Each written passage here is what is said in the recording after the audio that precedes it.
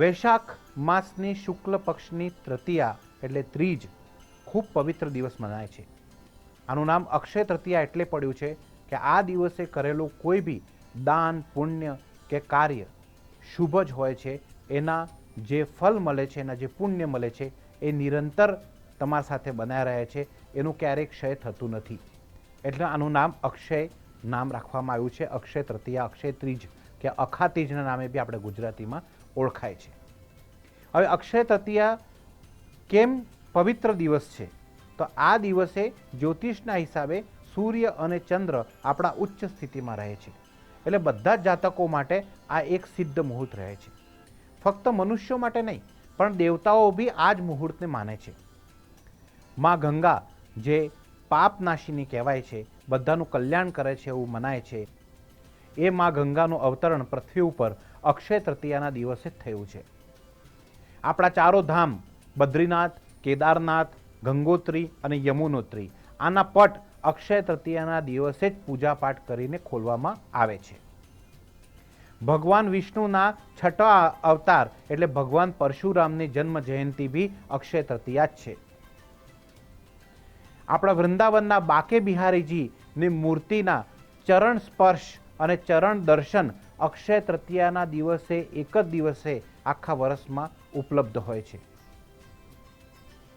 એટલું જ નહીં, અક્ષય તૃતીયાના દિવસે તમે જે પણ કાર્ય કરો છો, જે પણ દાન કરો છો, જે પણ ધાર્મિક કાર્ય કરો છો, જે પણ જાપ કરો છો, તપ કરો છો, ઉપવાસ કરો છો, આનો જે ફલ હોય છે એ યુગો યુગાંતર સાથે તમારી સાથે રહે છે. એનું ક્યારેય ક્ષય થતું નથી.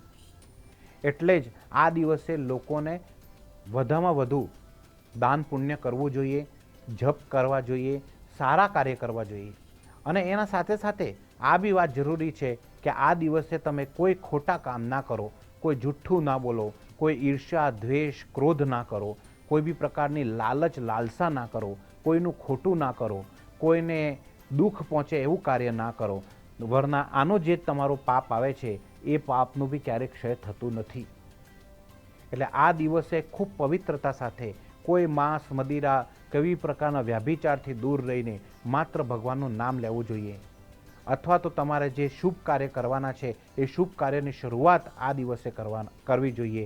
સર્વાર્થ સિદ્ધ મુહૂર્ત કહેવાય છે. આ દિવસે કોઈ બી પ્રકારના તમારે ગ્રહ, નક્ષત્ર, યોગ, મુહૂર્ત, ચોઘડિયા જોવાની કોઈ જરૂરત નથી. કોઈ સૂર્યોદયથી લઈને સૂર્યાસ્ત સુધી અક્ષય તૃતીયા હોય એ દિવસે આખો દિવસ શુભ મુહૂર્ત હોય છે. ભગવાન ગણેશે મહાભારતની જે રચના કરી હતી એ દિવસ બી અક્ષય તૃતીયા હતો.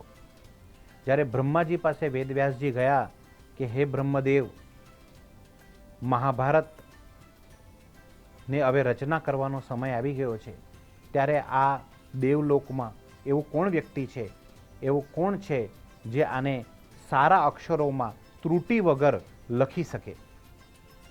ત્યારે બ્રહ્મદેવે કીધું કે માત્ર ગણેશ સિવાય આ કાર્ય કોઈ ના કરી શકે. પણ જ્યારે ભગવાન ગણેશ પાસે વેદવ્યાસજી ગયા ત્યારે ભગવાન ગણેશે એક શરત રાખી કે હે વેદવ્યાસ ઋષિ, હું મહાભારત તો લખીશ પણ તમારે નિરંતર બોલવું પડશે.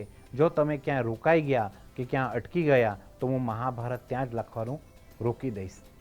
ત્યારે વેદવ્યાસજી બી એક શરત મૂકી કે હે ગણેશ, તમે જે બી લખશો એ સમજીને પછી લખજો, તો આ મારી શરત છે. એટલે ગણેશજીએ કીધું કે ઠીક છે, તમે નિરંતર બોલતા જાઓ અને તમે જે બોલો એ હું સમજીને જ લખીશ. વેદવ્યાસજી જાણતા હતા કે ભગવાન ગણેશ તો બુદ્ધિમાં શ્રેષ્ઠ છે, પ્રથમ પૂજ્ય છે.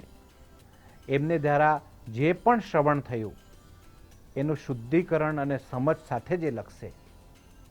અને એ રીતે અક્ષય તૃતીયાના દિવસે ભગવાન ગણેશે મહાભારત લખવાની શરૂઆત કરી. આ કથામાં એક રોચક મોડ આવે છે. ભગવાન ગણેશનું એક બીજું નામ છે એકદંત.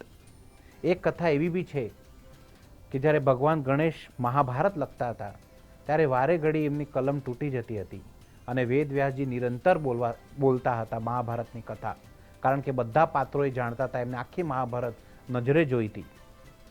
એટલે ભગવાન ગણેશે કોઈ વિઘ્ન ના આવે એના માટે આપણો એક દાંત તોડી અને એને કલમ બનાવી દીધો હતો. આગળ વધીએ તો આપણી ગૌ માતા, બધા જ પૂજીએ છીએ આપણે ગૌ માતાને સનાતન ધર્મમાં. ગૌ માતાની માતા છે કામધેનુ માતા, જેને સુરભી માતાના તરીકેથી ઓળખાય છે. એમનું બી પૃથ્વી ઉપર પ્રાગટ્ય અક્ષય તૃતીયાના દિવસે જ થયું છે. કેટલો પાવન દિવસ છે. ગૌ માતાના માતા કામધેનુ માતા, જેમને પાસે કોઈ બી પ્રકારની ચેષ્ટા કરાય, જેમને પાસે કોઈ બી પ્રેમથી નિસ્વાર્થ ભાવથી માંગ કરાય તો એ માંગ હંમેશા પૂરી થતી હોય છે. આ દિવસનો મહત્વ જ એ છે કે નિસ્વાર્થ ભાવથી તમે કોઈ બી વસ્તુ માંગી હોય તો ઈશ્વર ચોક્કસ પૂરું કરે છે. નિસ્વાર્થ ભાવથી ને સારી નીતિ ને નિયતિથી તમે જો કોઈ કાર્યની શરૂઆત કરો છો તો ભગવાન એને પૂરું પાડે છે. આ દિવસ કેટલો શુભ દિવસ હશે કે એક ગરીબ બ્રાહ્મણ એટલે સુદામા અને દ્વારિકાધીશ એટલે રાજા ધીરાજ ભગવાન કૃષ્ણ બેની અતૂટ મિત્રતા હતી. અને આ જ દિવસે સુદામા આપણી પોટલીમાં સુખો ચેવડો લઈને ભગવાન કૃષ્ણને મળવા ગયા હતા. અને ભગવાન કૃષ્ણને જ્યારે આ વાત ખબર પડે છે ત્યારે આપણું સિંહાસન રાજપાટ છોડીને દોડીને આવી જાય છે અને બહાર આવીને ભગવાન કૃષ્ણના અંગત મિત્ર એટલે એમના ખાસ મિત્ર એવા સુદામાના ગળે લગાવે છે, આપણા સિંહાસન ઉપર બેસાડે છે, એમના પગ ધોએ છે, એમનો ચરણનું પાન કરે છે અને પછી એમને ખૂબ લાડ લડાવે છે. તો એ દિવસ અક્ષય તૃતીયા હતો. એટલું જ નહીં, જૈન ધર્મમાં બી અક્ષય તૃતીયાનો ખૂબ માન છે.